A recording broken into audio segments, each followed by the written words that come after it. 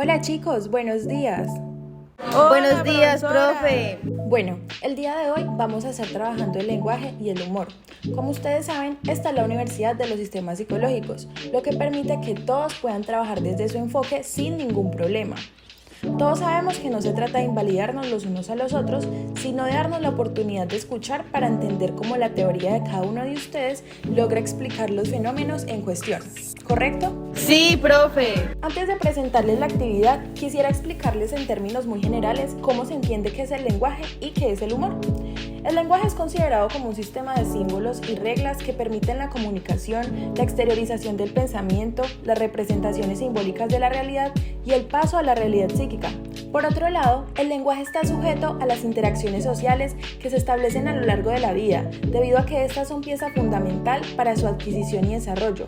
Además, dependiendo del enfoque psicológico que estemos utilizando, el lenguaje va a asumir un rol fundamental en la construcción de teorías que relacionan este fenómeno con sus respectivos objetos de estudio.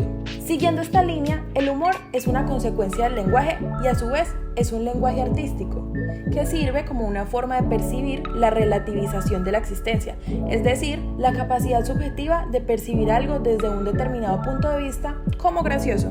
Luego de esta pequeña introducción, la actividad que les propongo es que vamos a analizar el siguiente video y ustedes me van a explicar desde su teoría cómo entienden el humor y qué interpretación le dan a este pequeño fragmento. Empezamos con argumentos de apertura. Señorita Rostenkowski, ¿quiere empezar el foro discutiendo sus ideas sobre la responsabilidad de la ciencia con la sociedad? Claro. Creo que todas las ramas de la ciencia deben moverse con cuidado ahora. No solo las armas nucleares pueden destruir el mundo. Como microbióloga puedo decirles, aún los organismos más pequeños pueden hacer tanto daño. Interesante. Yo creo que lo que deben saber sobre mi colega es que aunque dice que su punto de interés son los microorganismos, ella ha pasado una buena cantidad de tiempo con lo que suponemos eran armas de penetración masiva. Bueno, ¿quién va a empezar entonces? Nosotros. Listo, entonces adelante. Un hecho humorístico es un acto en contexto, es decir, es un acto compuesto por los estímulos ambientales o claves contextuales que determinan el tipo de relación que es aplicable a ese contexto, seguido de las respuestas encubiertas y manifiestas encargadas de que se lleve a cabo el proceso humorístico, y por último, las consecuencias que son determinantes en cuanto éstas sean reforzadas socialmente o no, debido a que si se refuerzan, esto provoca que la conducta tenga un impacto en el ambiente y pueda mantenerse, aumentarse o extinguirse. Por otro lado, si no son reforzadas socialmente, no se considera conducta verbal. Pero entonces, ¿qué es conducta verbal? Se lo voy a explicar mientras analizamos el video. Consideramos a la conducta verbal como cualquier conducta operante que sus consecuencias dependan de la conducta de otra persona. Como podemos ver en el video de la señorita Rostenkowski, demuestra conducta verbal al decir su comentario sobre la ciencia y la sociedad, provocando una respuesta que también es verbal por parte del señor Wolowitz. ¿Qué nos permite decir esto? Nos dice entonces que el humor está circunscrito al lenguaje, es decir, a esas conductas operantes que se producen con la finalidad de que exista una consecuencia mediada socialmente. Además, también es evidente que existen roles de hablante y oyente, que no son estáticos, sino que las personas pueden intercambiarlos, es decir, que pueden pasar de hablantes a oyentes y viceversa, como lo vemos en el video, creando así algo que hemos llamado unidad conversacional. Dentro de la conducta verbal existen diferentes operantes verbales.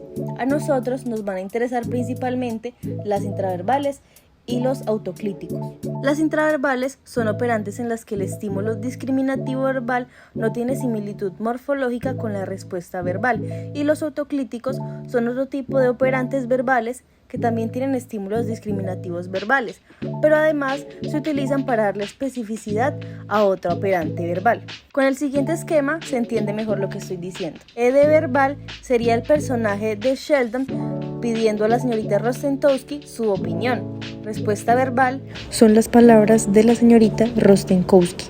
La consecuencia o reforzador social sería la respuesta de Wolowitz al escuchar lo que nos dice la señorita Rostenkowski. Seguido de todo lo que hablaba Skinner, como ya lo dijimos, el humor es un producto del lenguaje y este tiene una característica especial que desde la teoría de marcos relacionales entendemos como las relaciones arbitrariamente aplicables de la conducta. Decimos arbitrariamente aplicable simplemente en el sentido de que las respuestas relacionales están bajo el control de señales que pueden ser modificadas por una convención social. En otras palabras, a partir de algo que fue aprendido y reforzado en un comienzo, podemos aprender a relacionar eventos de manera arbitraria hasta el punto en el que por medio de las claves contextuales lleguemos a aplicar las relaciones derivadas a contextos diferentes a los que surgió el aprendizaje. A esta característica del comportamiento relacional se le llama transformación de funciones y se los explicaré junto al video. El comentario de la señorita Rostentowski funciona como clave contextual, que recordemos es la que determina qué tipo de relación es aplicable a ese contexto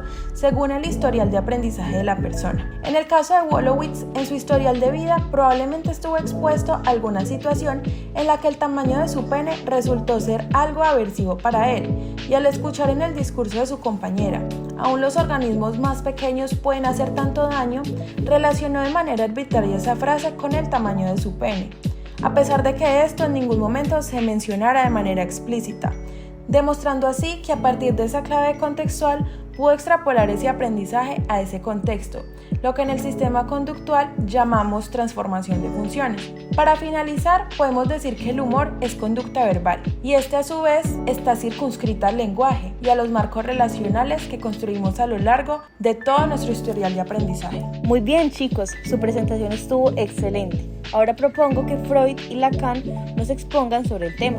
Adelante, chicos. En el transcurso de mi investigación clínica he podido conocer muchas cosas y, entre tanto, el humor ha sido un tema de interés para mí porque su génesis está en lo que llamamos lenguaje.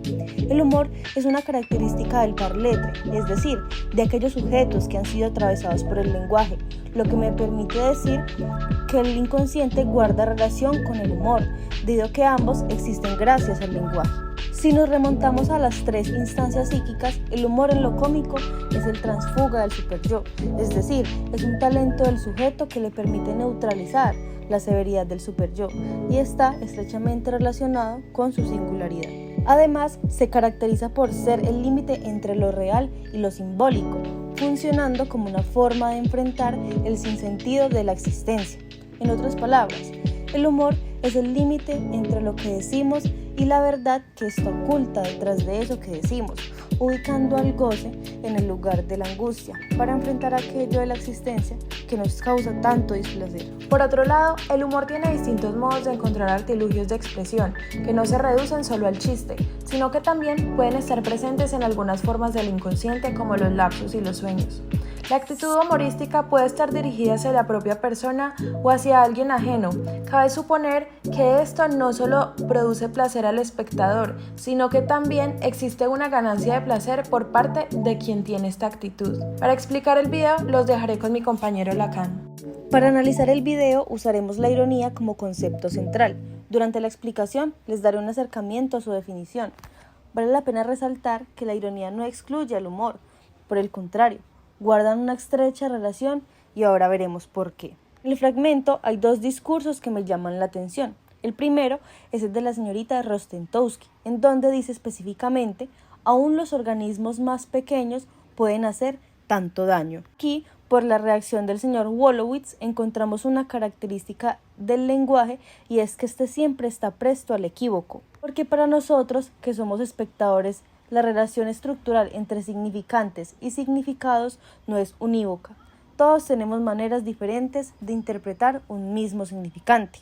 En otras palabras, en este hecho humorístico se explota el doble significado de un significante. Y si hablamos respecto a los personajes, tengo para decir que estos, a pesar de que producen la escena humorística, se están valiendo de la ironía para describir en términos valorizantes una realidad que se trata de desvalorizar. La señorita en su discurso irónico tenía toda la pretensión de decir lo contrario de lo que quería sugerir, dejando ver que pensaba justo lo contrario de lo que estaba diciendo. Por ejemplo, ella hablaba explícitamente de los microorganismos como seres que podían hacer mucho daño. Sin embargo, aquí utiliza el mecanismo de la metáfora como una forma de condensar todas esas características con las que simbólicamente Wolowitz se podía sentir identificado.